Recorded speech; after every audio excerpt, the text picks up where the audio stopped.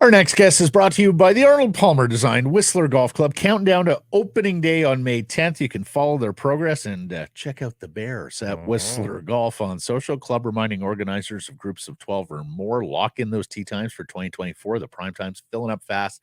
And just for reaching out to hold that tee time, you, the organizer, you get to play for free. Whistler Golf Club takes care of the rest. Tell us about your group, whistlergolf.com/groups.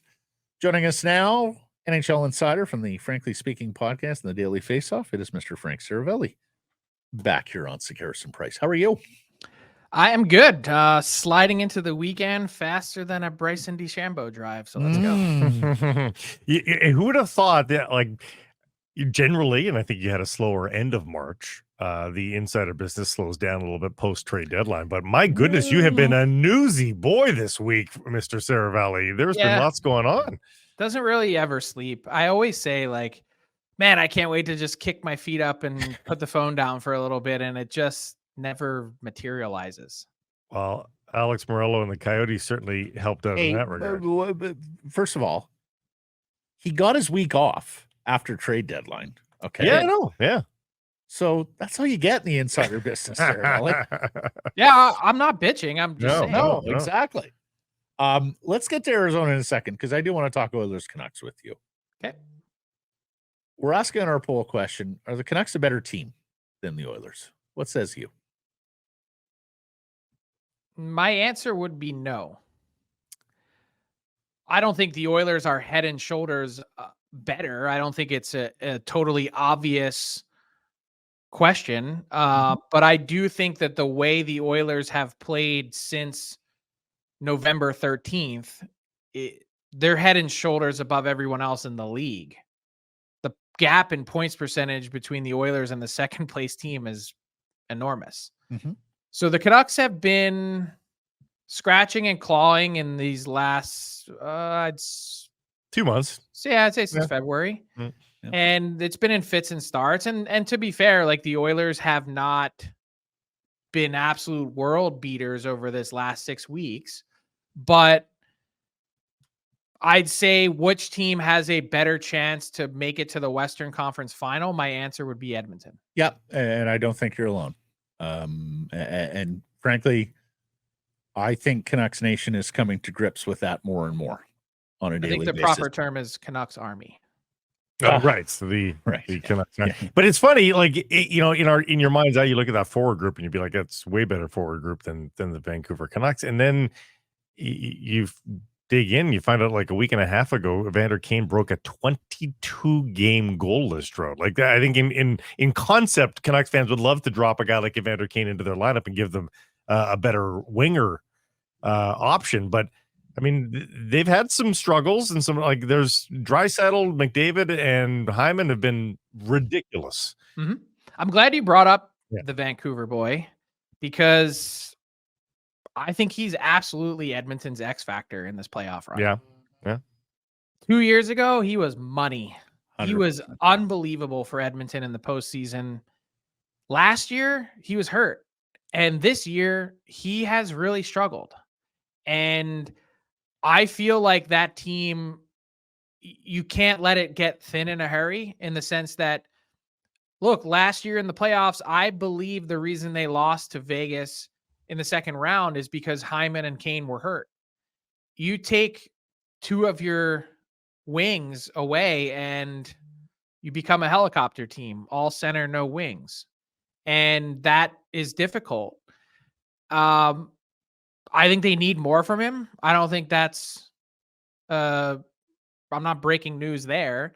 And it's been really interesting to watch the apparent frustration that's existed between not one player now on the bench, but two in the last couple weeks that, to me, really stands out. He needs to be right when it comes to the postseason.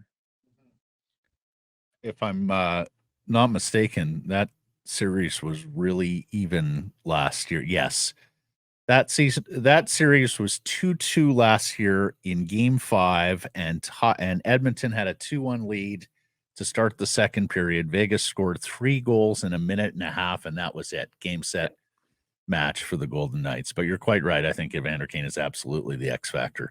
And then the Oilers, they left that series going, well, this is the second year in a row we lost to the team that won the Stanley Cup. Damn it, we're close. I'm not arguing that they aren't, but the Oilers need to also stop their propensity of shooting themselves in the foot. Remember that, Blake? We lost the defending Cup champion. Oh, yeah. 3 years in a row. Always felt good, didn't it? Chicago, Boston, Edmonton. It was like, well, we're right there. We're just losing to the Cup champion. Do you believe in Stuart Skinner? Ooh, I don't know. Mhm. I'm not. It's not that I'm not a believer, but last year's playoffs still stick out to me. It's kind of like, are you picking the Bruins this year? And I'm like, oh man, I really had a funky taste from last year's postseason. I can't really.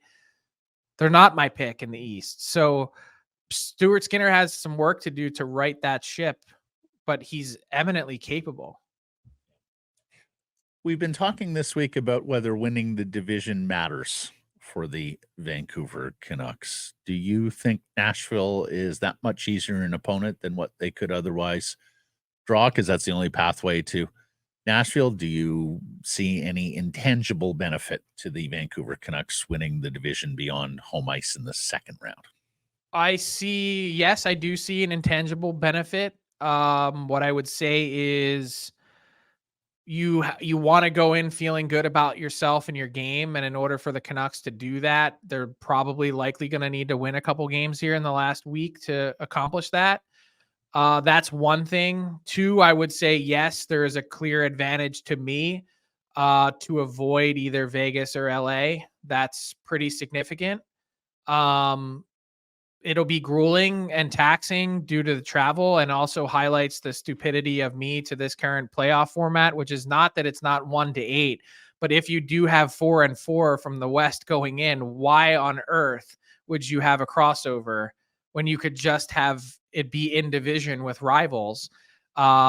It's insane that the Canucks are going to travel 2 time zones potentially for round 1. It's worse for the West, right? Like the East doesn't have this issue, right? But for the West, you win a division and you're punished to go 2 time zones over. It doesn't make any sense. Idiotic. Not when it's this, like what we're talking about potentially is between 7 and 8 is maybe 1 point. Yeah. It's not like there's a huge disparity. So congratulations, you get a 1,700-mile flight each way. That's tough. I mean, there's no, like I said, it is going to be grueling, but I don't think Nashville is anywhere near as deep and talented as either one of those other 2 teams. And yes, I'm sure someone in the chat is like, Frank, you idiot. Have you watched Vegas play? Yes, I have. And I think there's real question marks about their game, but they're also the defending Cup champs that are no slouch. So, and they did play well for a period of time in this last 6 weeks. So I'll stand by my assessment. Yeah. Well, just one. It's a long flight, but it's more about the cumulative effect it has on you if you go on a run, having to make that first round long trip, right? Can we all agree? The second part of that might be that you get a real close regional second round in which it probably just splits the difference. Right. Hanifin. And by the way, Oilers Canucks. Oh, take that and hook it right into my veins. Oh, yeah, my goodness. Yeah, absolutely. So much fun. And of course, we get the appetizer Saturday. Hanifin and the 8-year, $7.35 million AAV contract that he signed with Vegas. How much of that is a comparable to Philip Hronek and the Vancouver Canucks negotiation this offseason? I'd say 70% of a comp. Hanifin is not a right shot. Hanifin is close to being as productive as Hronek, but not quite as productive since his career began. And there are some a little older. So I'd say it's 70% of a comp, but not all the way there. And there's also a no tax. That I was just going to say, Frank, is this not the classic tax environment? Because you can understand 7.35 in Vegas for Hanifin. You may say he left some on the table, but he's going to keep more because of the tax situation. I did all the math Hronek yesterday. at 8.3 or whatnot. You've got to get him somewhere there to get them at the same take home. Okay, give us the math here, Frank. With Oh, Hanifin. so I did this yesterday, and I'm just pulling it up on my screen to make sure that I am completely accurate, which is that. So Calgary, this is how this started. Calgary had an offer on the table, 8 times 7.5. And so technically you're looking at it saying, oh, well, Hanifin gave Vegas a discount. And no, the math is that in Vegas, 7.35 AAV results in a net pay of 37.3 million. So that's after tax earnings. In Calgary, the even higher 7.5 AAV results in a net pay of 31.5 million. So that's 1.2 million less in gross pay for 6.13 million more in net pay. Yeah. I know someone's brain just exploded me hearing that. No, but that's a $5 million difference. And it would be even worse difference. in British Columbia. Yep. So I've told you guys all along, the number starts with an 8. Mm-hmm. It may not be in Van, but the number is starting with an 8. Brian Burke joined us Monday and said the league absolutely has to look into LTIR overages and taxation as well. Do you think there's any appetite at the league level? Like, can the Canadian 7 and other jurisdictions that are taxed heavily, do you think they have enough fortitude to bring this to the table to get the league at large? Because on the simple math of it, there are way more of these jurisdictions that are taxed that are disadvantaged by this than there are jurisdictions that take the advantage from this. Frank, do you think there's any kind of opportunity for those higher tax jurisdictions to band together and affect change here? They should. It's not just the Canadian 7. It's the 3 teams in New York and New Jersey. It's the 3 teams in California. They're all getting hammered. Mm-hmm. That's half the league right there, almost. Add in Chicago, which is no picnic. Like, pick your poison. Yep. There is certainly some disadvantages. Boston would be on the list. I mean, they should be highly motivated to do something. I've found in my conversations candidly with general managers is that they don't want to come off as whining. That's 1. 2, I think the NHL has some real reservations about what that would look like, because what you're then talking about, if you're really going to truly level the ice surface, is a disparity between cap spending and actual dollars out the door. And the league is going to say, well, hold on a second here. We're trying to, and who knows what the 2026 CBA is going to look like, but for hypotheticals, we're talking about a pie and we have 50% and we split it right down the middle. So instead of us doing all this wrangling and math to make it even, why don't these players just get some more creative accountants? Yeah, there's only so much you can do sometimes with the creative accounting, but potentially. Well, not really. I mean, we could we could spend an entire pod on how that works. And I've done this.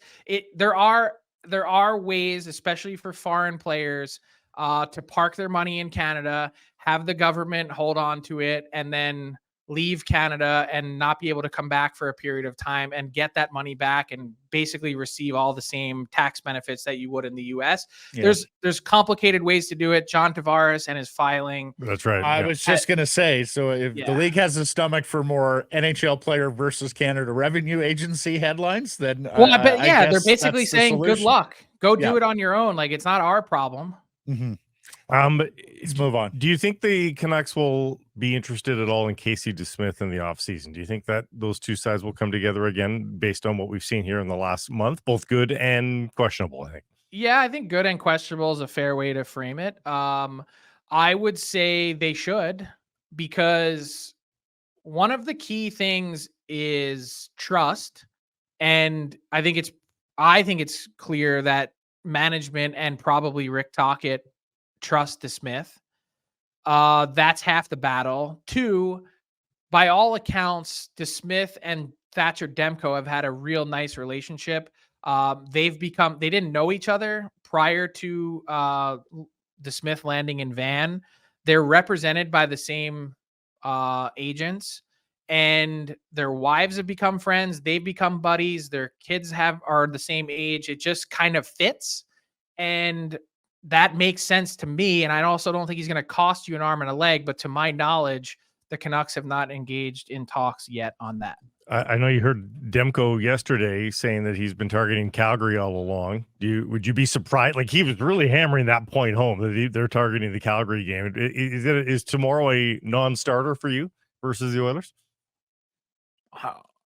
Is there a non-starter? I don't think so. I mean, I'm still holding out some hope that Demko makes a surprise appearance there, but it certainly sounded like the player wanted to come back on Tuesday versus Calgary.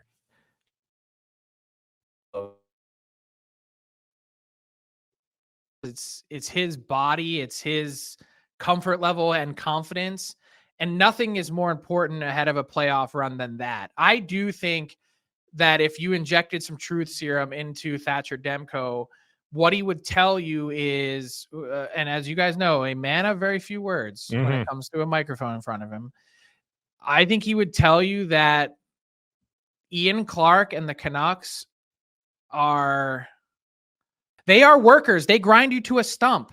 There are no off days. It's no just kick your feet up, and not saying that it should be. It's just that they've developed a reputation of being real drivers here in terms of making all that happen. And so it's been to Demko's benefit because I think his play has been phenomenal under Clark, and I think they get along really well. It's just that maybe a little extra rest is a good thing.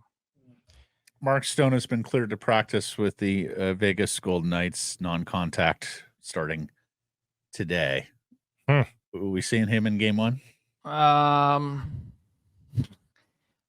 Anyone watching on YouTube will know that I just rolled my eyes because, my God, I mean, at least just have like some semblance of like read the room. Yeah, like have some couth, would you?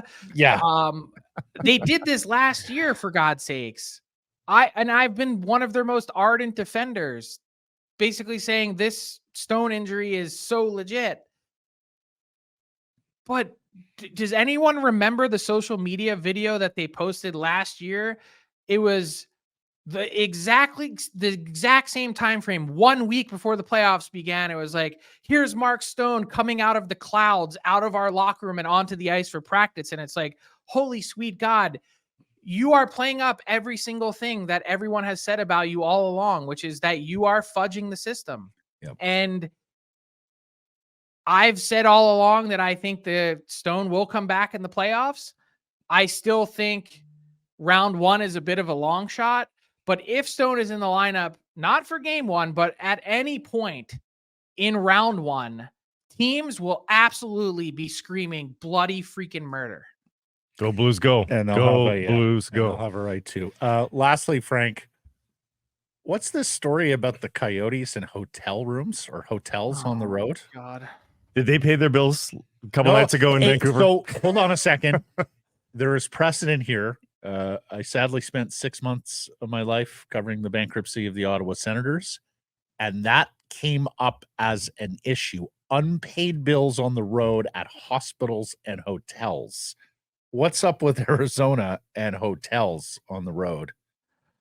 So this was something that had popped up a few months ago, and it's embarrassing, obviously, for them, but they worked themselves into a situation where they were not paying their hotel bills in a timely manner, which if you read Katie Strang's reporting, they seem to not be paying a lot of bills in timely manner. And essentially what happened was, at least as I was told and then later confirmed it, the hotels around the league, there's only certain ones that basically every team in the league stays at. They more or less banded together and said, hey, we're all going to be in unison here. If you want to check in, we're happy to have you, but you need to present a cashier's check up front upon check-in. Oh my God. Quite embarrassing. It's essentially saying we're no longer extending you credit. Right. Any update today on the situation there and a possible timeline here for Utah's arrival? No, nothing news, so to speak. I mean, the story is the same. This is what I would frame as substantially complete. They do not have signatures on pieces of paper. They have more or less agreed to the terms of this. I guess verbally would be the right way to say it. And as far as I know, all systems go. Does that mean it won't explode before that happens? That's not in my control, but are they trying to extricate themselves from Alex Morello permanently, do you think? Or do you think they legitimately would welcome him back if he found an arena to build? I think they would welcome him back if he meets all of the terms and conditions that they've outlined. And I believe that even as far as the next expansion purchase price has been set in this agreement, I was told 1.5 billion. So you collect $1 billion now. If you want to get back in, and I was told a 3 to 5 year window, after 5 years it expires, that he's got to build the arena. At this point in Arizona, he's going to have to privately fund it. And it's not a stone cold mortal lock guarantee, at least as far as it was relayed to me. I don't know about you guys, but forking over $1 billion plus to build the project without the guarantee of a team. No, but also it's a hard business sell. Also, Frank, look at the story we just talked about. Why would you want him back in the league? He's not paying hotel bills. The league is not saying that part out loud. And this is why there's a lot of trepidation as to, hey, be careful how you say this, that this relocation is happening, because they think this guy's a wild card.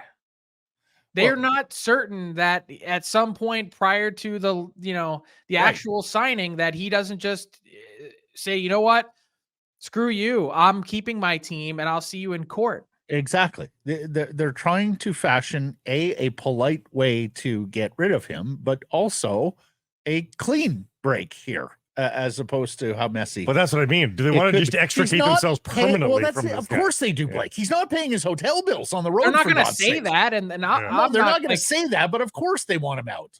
He's unworthy.